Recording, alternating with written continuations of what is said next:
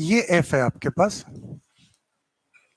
और यहां पे अगर मैं बात करूं तीनों ब्लॉक के मास, कोई रिलेटिव मोशन नहीं हो रहा है, मतलब बताओ तीनों एक साथ मूव कर रहे हैं। अगर तीनों ब्लॉक एक साथ मूव कर रहे हैं, इस केस की अगर मैं बात करूं तो बताओ इस केस में मैं कह सकता हूं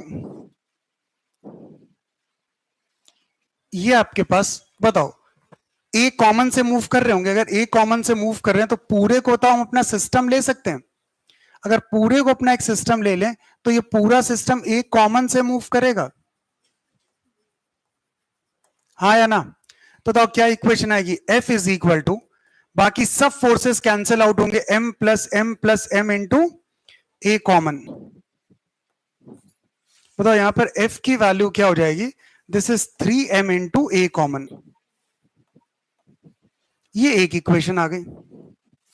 अब देखो अगर यहां पे समझते हैं तो सबसे पहले इसकी बात करते हैं। देखो ये इसके ऊपर एक नॉर्मल रिएक्शन n1 लगा रहा होगा, तो न्यूटन थर्ड लॉ से तो इसके ऊपर भी एक n1 लग रहा होगा, यहां पर इसका एक mg एक्ट कर रहा होगा, ये 45 है तो ये 40, बताओ ये वाला एंगल भी 45 आएगा।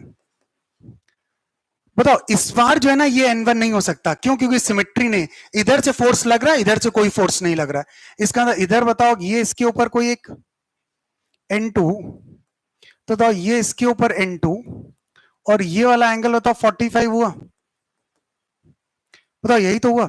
अब देखो अगर मैं इस केस की बात करूं तो सबसे आसान है ये वाला थर्ड वाला वेज, जो ये आपके, बताओ इस पे आसान केस है। इस थर्ड वाले की बात करूं अगर मैं, बताओ इस पे एक n2 ऐसे लग रहा है, ये 45 है, तो बताओ ये वाला एंगल 45 हुआ, बताओ ये क्या हो जाएगा आपका कंपोनेंट, n2 cos 45, और दूसरा कंपोनेंट बताओ ये क्या हो जाएगा, n2 sin 45। अब ये n2 को हम लोग भूल जाते हैं। अब बताओ अगर पूरा सिस्टम ए कॉमन से मूव कर रहा है तो ये भी बताओ किससे मूव कर रहा होगा, ए कॉमन। बताओ एक इक्वेशन मेरे पास आ गई, दिस इज n2, बेटा बात करना बंद करो, n2 cos 45, बताओ ये कैपिटल M को ए कॉमन देगा, मतलब एक इक्वेशन ये आ गई, n2 by root two is equal to m into a common. बताओ ये यही तो आया, पहले तो इस बात से सभी लोग सहमत। अब देखो अगर ये केस आपके पास आ गया n2 by root two is equal to m into a common, अब इसके बाद अगर हम लोग बात करें, अब किसकी बात करते हैं, मिडिल वाली रॉड की बात कर लेते हैं। बताओ अगर इस मिडिल रॉड की बात करें तो अगर n की बात करें, बताओ n ये आ जाएगा n1 कितना आएगा cos 40, बताओ मैं डायरेक्ट लिख रहा हूं n1 बाय रूट टू लिख दूं। बताओ इधर क्या आएगा n2, ये भी आपके पास आएगा cos 45, इसको बताओ n2 बाय रूट टू लिख दूं।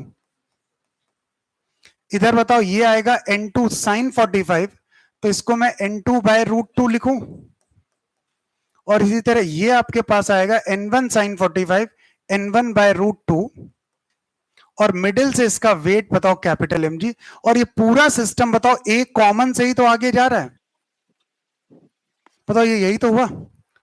बताओ वर्टिकल में फोर्सेस सब बैलेंस होंगे, जो भी मोशन हो रहा है बताओ कहां पर हो रहा है, सिर्फ हॉरिजॉन्टल में हो रहा है। बताओ क्या इक्वेशन आ जाएगी यहां पर, this is n1 by root two minus n2 by root two. बताओ ये m के मास को a कॉमन प्रोवाइड करेगा,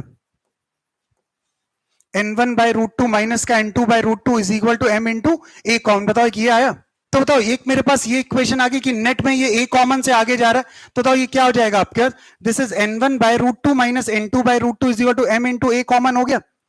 अब बताओ अगर ये इक्वेशन आ गई, अच्छा दूसरा बताओ ये जो वर्टिकल में फोर्सेस हैं, बताओ ये इसके वेट को बैलेंस कर लेंगे, क्योंकि कहीं और तो मोशन हो ही नहीं रहा। बताओ एक इक्वेशन आ गई n1 by root two plus n2 by root two, बताओ ये किसके बराबर हो गया, m इंटू जी। बताओ ये वेट को बैलेंस कर रहे हैं। अब एक काम करते हैं यार, मेरे पास देखो गिवन क्या है, मेरे पास n1 बाय रूट टू, एक ये वैल्यू पता है, एक वैल्यू हमारे पास ये पता है। अब बताओ मुझे यहां से वैल्यू कैलकुलेट करने की कोशिश करते हैं। अच्छा एक बात दो, अगर तुम्हारे पास इस इक्वेशन को सबसे पहले लेते हैं, इस इक्वेशन को, बताओ यहां से n1 बाय रूट टू, बताओ n2 बाय रूट टू की वैल्यू क्या आ गई, माइनस का m इंटू ए कॉमन, और ये हो गया m इंटू ए कॉमन। बताओ इससे मेरे पास n1 बाय रूट टू की वैल्यू बताओ कितनी आ गई, twice m into a common, हाँ या ना? ये n1 बाय रूट टू की वैल्यू हो गई। अब बताओ n1 by root two, n2 by root two, बताओ अब इस इक्वेशन में पुट करते हैं। बताओ n1 बाय रूट टू की वैल्यू क्या हो गई, twice m into a common. बताओ n2 बाय रूट टू की वैल्यू क्या हो गई, m इंटू ए कॉमन। बताओ ये आपके किसके बराबर है, m इंटू जी के बराबर। मास हटाते हैं, बताओ ए कॉमन कितना आ गया। अब बताओ ए कॉमन अगर आपके g बाय 3, ए कॉमन g बाय 3 आ गया, फिर तो क्वेश्चन सॉल्व हो गया। बताओ इस इक्वेशन में रख दो वैल्यू, तो f बताओ कितना आ गया, 3m इंटू जी बाय 3। बताओ यहां से f की वैल्यू किसके बराबर आ गई, कैपिटल M जी। बात सभी को क्लियर, नोट करिए। पहले ट्रायंगल को यूज करने से फायदा हमें नहीं मिलता, हमें टोटल अननोन की बात करना सभी लोग बंद करो। हमारे टोटल अननोन कितने, एक है n1, एक है n2, एक है a कॉमन, और एट लास्ट f। हमें 4 इक्वेशन चाहिए। बताओ हमने पहली इक्वेशन जनरेट कर ली, इससे एक इक्वेशन ये जनरेट हुई, ठीक।